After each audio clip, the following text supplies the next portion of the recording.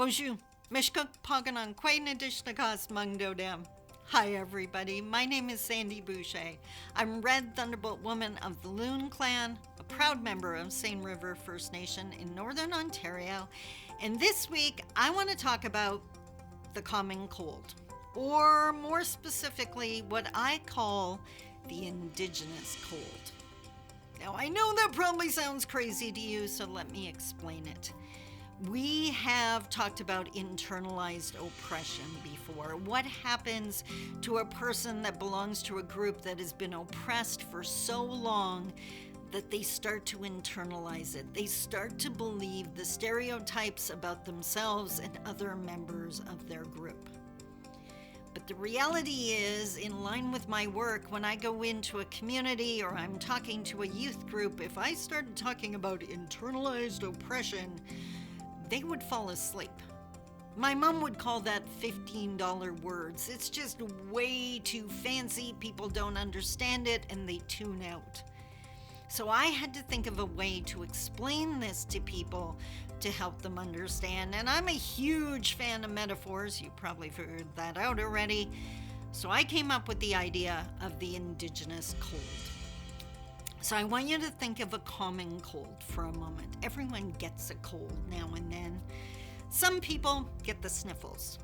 It's annoying. You know you've got a cold, but it really doesn't affect your life. You go ahead, you look after your family, you go to work, you go to school, whatever the norm is.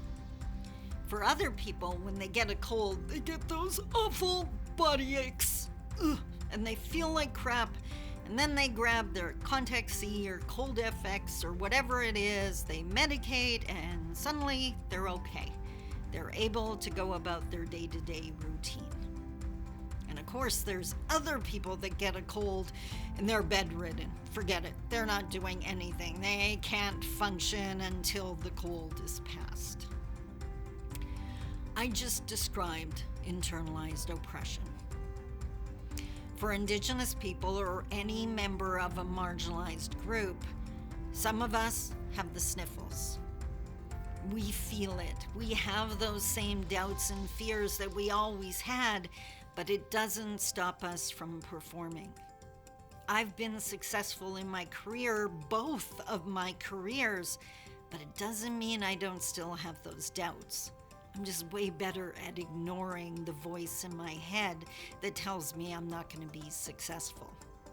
So if you know an Indigenous person that's successful, keep that in mind. They may make it look easy, but don't ever think it was. And then we have some people, some of our family members, that have to medicate the pain away. These are our brothers and sisters struggling with addictions, self-sabotaging, doing anything they can to stop that uncomfortable feeling. And we blame them when what we need to be fixing is what they're trying to escape. And then we all have family members and friends that are lost to the streets, that have completely given up, that don't see any hope. And that's the bedridden. The difference is, and this is a huge difference, no one judges you for having a cold. So we got to get way better at moving away from judgment of Indigenous people when all they're doing is suffering from the effects of oppression.